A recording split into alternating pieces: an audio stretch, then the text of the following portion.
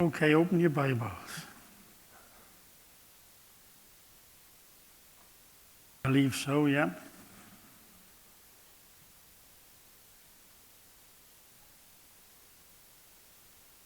Good evening and welcome once again to our Bible study here at Trinity. And once again, a warm welcome to those who are joining us online. We hope you'll be blessed by tonight, and we hope that God will speak to you through his word. Okay, we're still in Matthew's Gospel. We are still just about in chapter 9. And this evening we will be picking it up at verse 23. And if you remember last week, we spoke about the woman with the issue of bleeding who touched the hem of Jesus' cloak and was healed. So now I'm going to read verses 23 to 26. That's Matthew chapter 9, verses 23. When Jesus entered the ruler's house and saw the flute players and the noisy crowd, he said, "Go away, the girl is not dead but asleep." But they laughed at him. After the crowd had been put outside, he went in and took the girl by the hand, and she got up. News of this spread throughout all that region. Yeah, that's probably an understatement. I would imagine it went around like wildfire.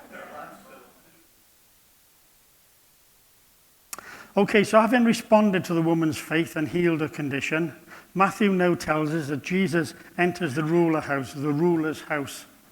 And as he does so, he notices the flute players and what are described as a noisy crowd. Now, in the house when somebody died out there would have been a wailing kept up for the dead. Now, I'm sure you've seen it on the news. Even today it goes on out in the east. In a house of grief, there would have been this incessant wailing which was kept up. And the wailing would have been done by professional women, hired for the purpose. They get paid for it, yes. And they still exist in the East today. They were flute players, and the music of the flute was especially associated with death. So you've got this wailing, you've got this flute playing, but don't forget you've got ripping of garments as well, because that was another common sign of grief out at the time. And believe it or not, there were no fewer than 39 different rules that governed how you were to rip your garments, depending on whether you were a man or a woman, amongst other things.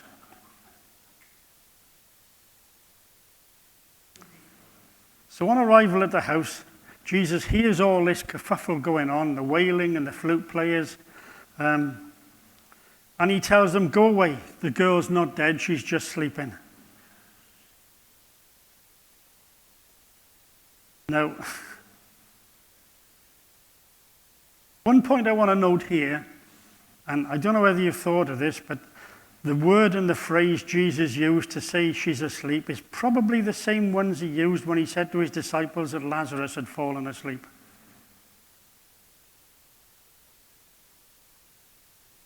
So Jesus tells them the girl is not dead but sleeping. And Matthew tells us the crowd laughed at him. And why wouldn't they? Kaufman says this: the flute players were the hired mourners who took part in every funeral of that day. The large crowd and the general tumult were due to the prominence of the family in which this tragedy had occurred. The very suggestion that a prominent ruler of the Jews, such as Jairus, had gone so far as to hire public mourners for a daughter who was merely sick or had swooned is ridiculous. Are there any examples, even in modern times, when a funeral was actually planned and underway for a person who was actually not deceased? Let's be honest, these people were professional mourners. They made a living out of going round to funerals. They would have known very well that she was dead. And then Jesus comes along and says, "Get out. She's not dead, she's sleeping." It's no wonder the crowds laughed at him. But just think, going off for a second, the confidence of Jesus to be able to stay in front of all them people, "Go away, she's sleeping." Absolutely. Absolutely. Indeed. Indeed. Now, laughed is from the Greek word, here we go again, I'd rather read out the names of people than read out these Greek words. It's from the Greek word katagaleo, which means to deride. It's more than laughing at, it's to deride, to take the mickey out of. This is really not the kind of behavior you expect from people who are grieving. And it just confirms that the crowd that was there were hired mourners. There would have been some family there and some friends, but by and large, the crowd were hired mourners. And we realize this when we say, well, they laughed at Jesus, because I wouldn't imagine the family were laughing. But it also shows a complete lack of understanding who Jesus is by these people.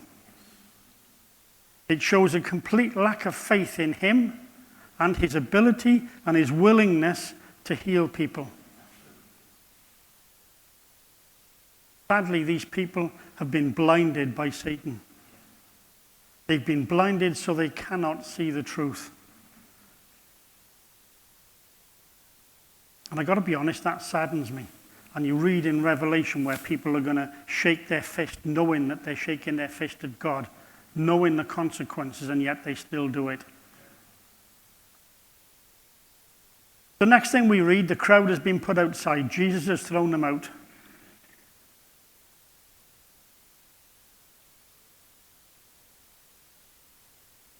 Just divert in a minute. I got to tell you this. It reminds me of a story when I was working. I turned up at a house to treat a patient, and there was about a dozen people in this small room, and the hubbub was dreadful. And I said, "Out! Out! No, let me see the patient." And this one woman said, "I'm the doctor. Except for you, doctor, you can stay."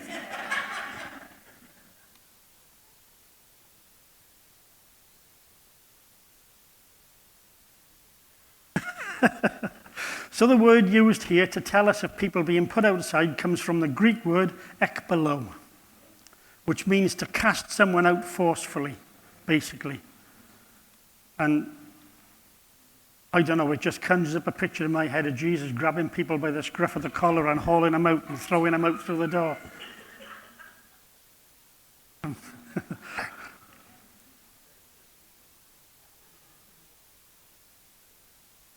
But you know, that begs the question, why did Jesus throw these people out when it would have been beneficial, surely, for them to have seen this healing miracle? Exactly. For them to witness this healing power. Firstly, as we've just said, they've been blinded by the devil. They probably would not have believed what they've seen anyway. They would have probably found some way to explain it naturally. Ah, she wasn't dead, she was asleep. She just fainted, whatever. Secondly, in Mark, and if you want to look it up, it's chapter 5, verses 36. Jesus tells Jairus, "Do not fear, only believe." He's giving Jairus a reason to hope, faced with a crowd that's threatening to kill that hope.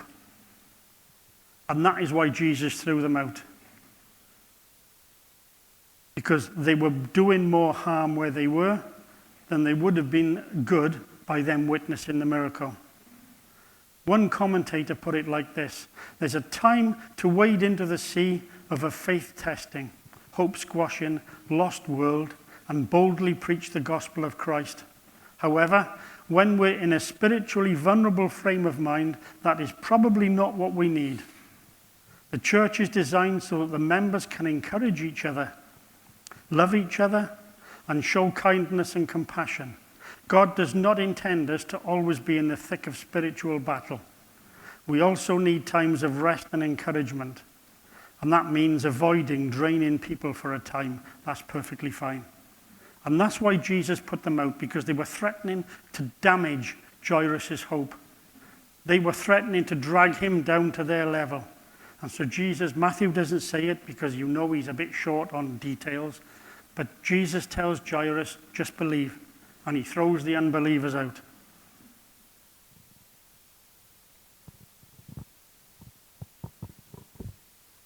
Next thing we know, the girl is on her feet again, alive. Can you imagine the joy of the family? Don't forget, they've been around death as well. They would have known she was dead, the family. They were hanging on probably to this hope that Jesus gave them, perhaps by a thread. But imagine the joy when that girl got up off the bed again. I can't, but it must have been a wonderful occasion. And here we have the Bible saying again, a master of understatement, the news of the incident spread throughout the region. Now, like wildfire, I would imagine.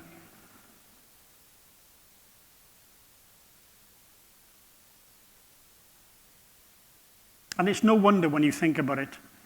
Because like I said, these people were no strangers to death. It was part of their life out there. They knew this girl was dead. So seeing her brought back to life, even the people who were outside and didn't see what was going on. Imagine the door opening and out comes mum, out comes dad, and then out comes this little girl who's supposed to be dead. It would have been the hot topic of conversation.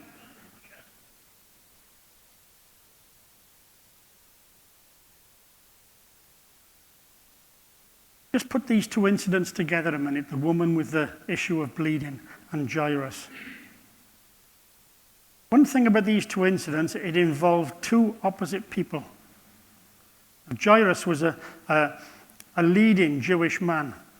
She was an anonymous woman with no prestige and no resources. He was a synagogue leader, while her affliction kept her from worshipping. Jairus came pleading for his daughter. The woman came with a need of her own, and they both met at the feet of Jesus. And I think that is one of the important things that we need to take away from this evening, if nothing else, that the place to meet is at the feet of Jesus. And it doesn't matter who you are. It doesn't matter what you're standing, whether you're King Charles or whether you're a beggar on the street. You meet at the feet of Jesus and you're both equal. Jairus' need was public and everybody knew about it. But the woman's need was private. Only Jesus understood. But both of them trusted Christ and he met their needs.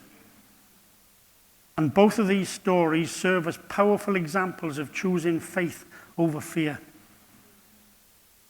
They serve as timeless reminders that even in the face of desperate circumstances, faith can be the transformative force that leads to miraculous outcomes. Somebody once told me, and I've never forgotten it, as a Christian, your destiny lies in the land beyond your fear. If you want to reach your destiny, you have to tread on that fear to get to it. And that's exactly what these two people did. They trod on their fear. She was afraid of being discovered because she was unclean. Jairus, no doubt, would have been afraid of what he was going to lose. Because don't forget, Jesus was seen as the enemy by a lot of these rulers and priests and that sort of thing, and the Pharisees. By going to Jesus, he was risking an awful lot. He could have been fearful for his future and his livelihood. And yet the pair of them went to Jesus. They met at his feet and he met their needs. It's important that we conquer our fear.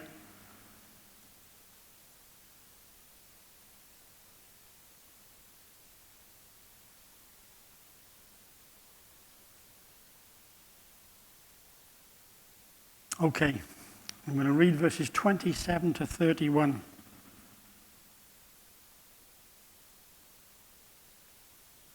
As Jesus went on from there, two blind men followed him, calling out, "Have mercy on us, Son of David."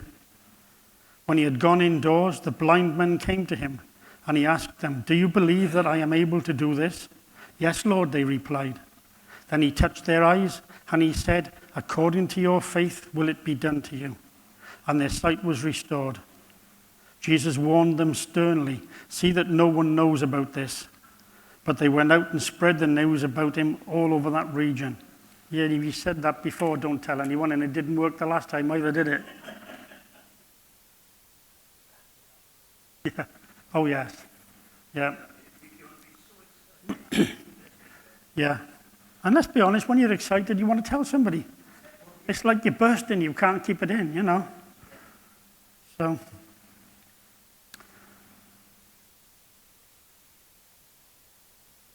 Jesus leaves Jairus' house. And the next thing we know, he goes indoors. Now, we're not told whose house Jesus is going to, but we do know that he's walking through the streets of Capernaum.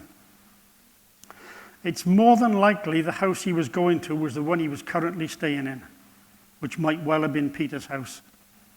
Although we don't know, it's supposition. But it's likely that he'd left Jairus' house and he was heading back towards Peter's house where he was staying. And as he went, Matthew tells us that there were two blind men following him. Now,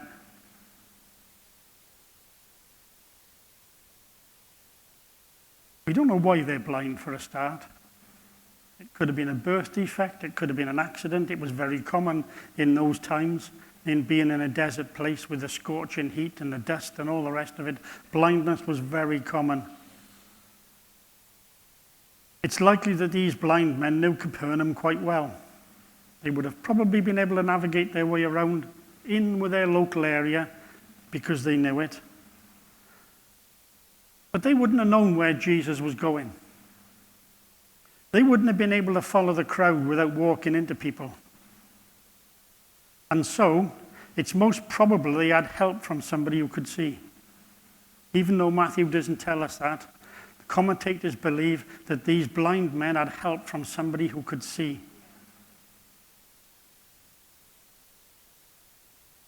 Perhaps they knew the man, perhaps they knew whoever was helping them, perhaps they didn't. Perhaps it was somebody who heard them shouting and said, "Hey, come on, Jesus is in town. Come on, I'll take you and see him now."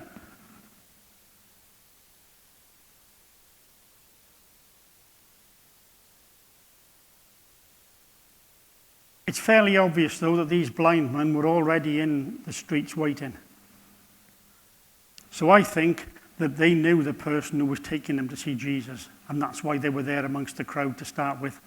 Because whoever was helping them knew Jesus was there, had told them Jesus was there, and told them, "Come on, I'll take you to where Jesus is." And that is why they were in the street, in the right place to follow Jesus when he came out of Jairus' house. And as he appears, they start shouting, "Have mercy on us, Son of David." And this phrase that they used, saying "Son of David," tells us the blind men themselves were convinced that Jesus was the Messiah, because Son of David was a name that was given to Jesus to indicate that he was the Messiah. And so the fact that they're shouting out, "Jesus, Son of David, have mercy on us," tells us that these men probably believed that Jesus was the Messiah, which means that this was no isolated incident. They've obviously heard about him before. And let's be honest, yes. And the way the jungle drums worked out there and things got around, it's not difficult to hear these stories, especially stories of people being raised from the dead and lame men seeing and deaf people hearing.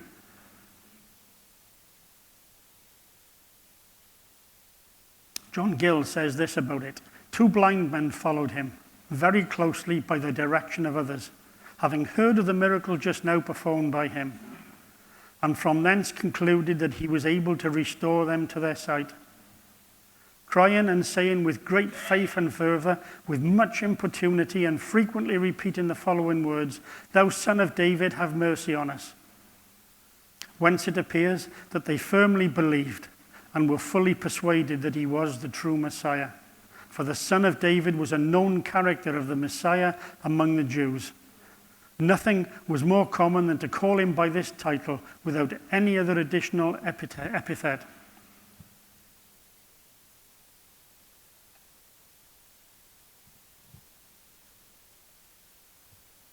And I want you to notice here as well, one other thing. Their only concern is that Jesus will have mercy on them.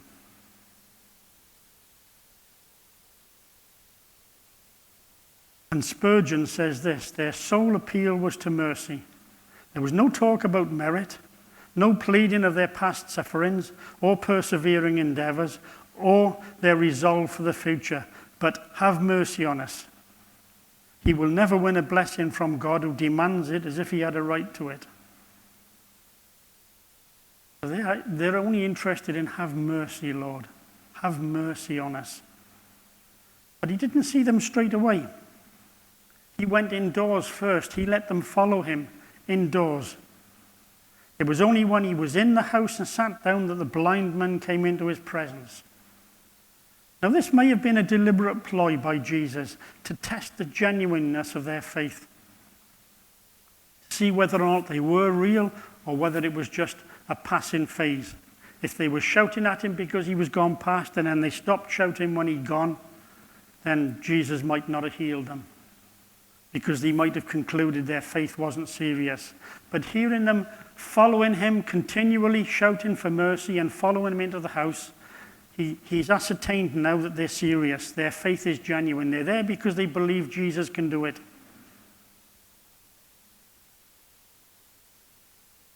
John Constable says, clearly he did not answer their shouts at once. Jesus wished to be quite sure that they were sincere and earnest in their desire for what he could give them. It may well have been that had they taken up a popular cry just because everyone else was shouting, and that as soon as Jesus had passed by, they would simply forget. He wanted, first of all, to be sure that their request was genuine and that their sense of need was real. After all, there were advantages about being a beggar. It rid you of all responsibility of working and of making a living.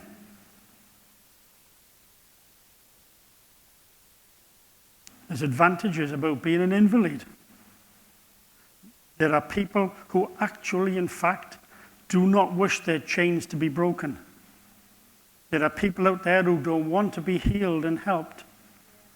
And I remember my father, when he was a vicar in St. Thomas's, he helped one particular man several times get a flat.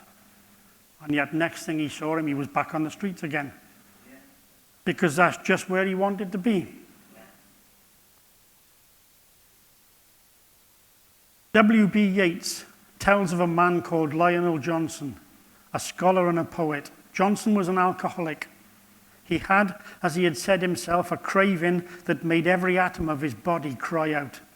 But when it was suggested that he should undergo treatment to overcome this craving, his answer quite frankly was, I do not want to be cured. There are not a few people who in their heart of hearts do not dislike their weakness. There are many people who, if they were honest, would have to say they do not wish to lose their sins because they're quite happy with their sin. Jesus, first of all, had to be sure that these men were sincere and earnestly desired what he could give them. As we've just said, if they shouted only when he was passing and then went quiet, they probably would not have been healed. But their persistence in following Jesus demonstrated their faith in who Jesus was and in his ability to heal them. Commentator Cole Benson says, as these men were blind, they could have no evidence of Christ's miracles from their senses. They believed them, therefore, on the testimony of others who had seen them. Viewed in this light, their persuasion of Christ's power to cure them was an exercise of faith highly commendable in them, and which reflected great honor upon Jesus, as on the one hand it showed their sincerity and freedom from the prejudices which blinded the minds of the generality of the Jews, and on the other, the truth and notoriety of his miracles. So even though they can't see, if you like, their eyes are opened. They know who Jesus is. They know that he's able to heal them. So the blind men are brought before Jesus. In other occasions, and I noticed this, Jesus says to people, what would you have me do for you? What do you want me to do for you? But on this occasion, there's no mention of it at all. Jesus simply says, do you believe that I'm able to do this?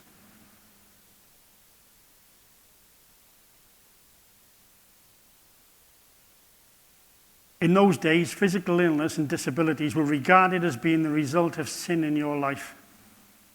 And these men would have thought along those lines. They would have regarded themselves as guilty of sin. Therefore, as they recognized Jesus as the Messiah, they knew he had the power to forgive sin.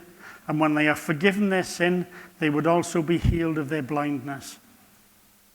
So they go to Jesus saying, Lord, have mercy on us. That's their request. And Jesus answered them, do you believe I'm able to do it? In other words, do you believe I'm able to have mercy on you? They say, yes, Lord. Jesus says to them, according to your faith, it will be done to you. They've asked Jesus to have mercy on them, not to heal their infirmities, because they've linked sin and the infirmities. And they know that if Jesus has mercy on them and forgives their sins, in their mind, they'll be healed of the blindness.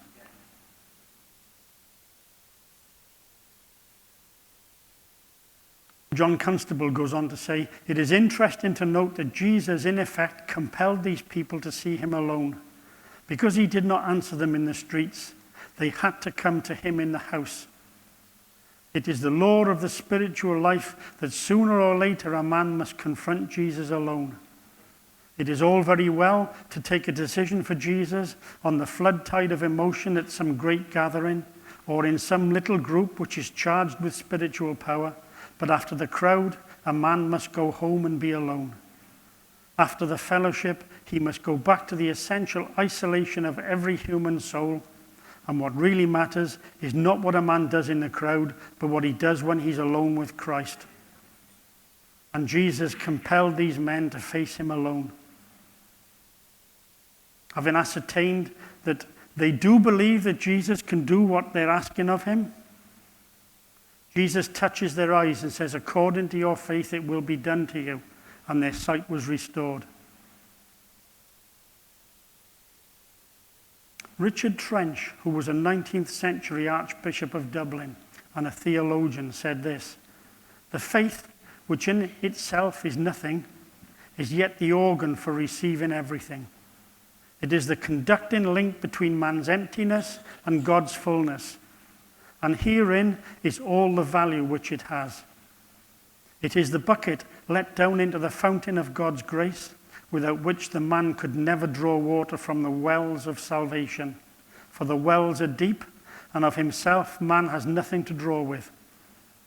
It is the purse which cannot of itself make its owner rich, and yet effectually enriches by the wealth it contains. Jesus makes it known that it's their faith that has enabled their healing.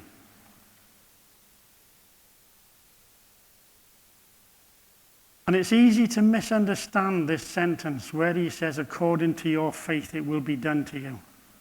He's not suggesting that people have different levels of faith. The word used here is the Greek word katar, which is translated as according to. And according to is a preposition used to state what someone else has said. It also means agreeing with. So basically what Jesus is saying is, because you have believed, it will be done for you. It's just another one of these translation anomalies that we get throughout the Bible, because some words and phrases just simply cannot be translated to English, and the people have had to have a best guess of what was trying to be said originally. But he lets them know that it's their faith that has resulted in this healing. And then he warns them sternly not to tell anyone about it. The Greek word used here is, and here we go again, enebrimothe. I know, who gets these words out, eh? Which means to be moved with anger, to admonish sternly, to charge or forbid sternly or vehemently. And John Gill explains it like this: this was a very strict charge, and according to the signification of the word here used, it was given with great austerity of countenance and severity of expression, in a very rough and threatening manner, which Christ might be the rather induced to, because he had given such like orders already, and they had not been observed. In other words, Jesus said to people before, don't tell anyone, and they've ignored him. And so he's trying to be a bit stricter here, making sure they get the message, don't tell anyone. But it doesn't work this time either.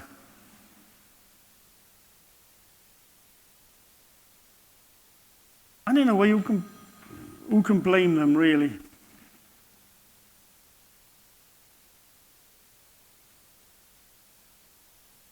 Such a miracle as they have just witnessed in their lives was always going to cause great excitement. And of course, they went out and told everyone. We read that the news was spread about him around the whole region. Just closed myself down. Lost it all. Excuse me, will I find my place again? You know, it's, in a way you can't blame them because we do it. Like we said earlier, you get excited, something great happens, and you want to tell people. You burst in with it, you can't contain it.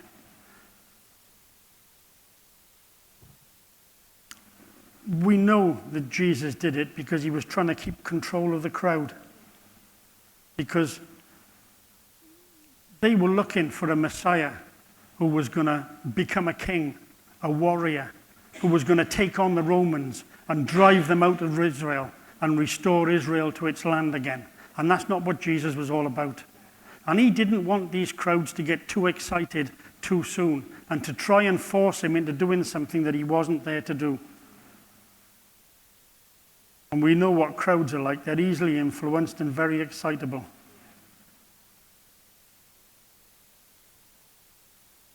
You have to bear with me a minute. I've just pushed the wrong button and shut this down.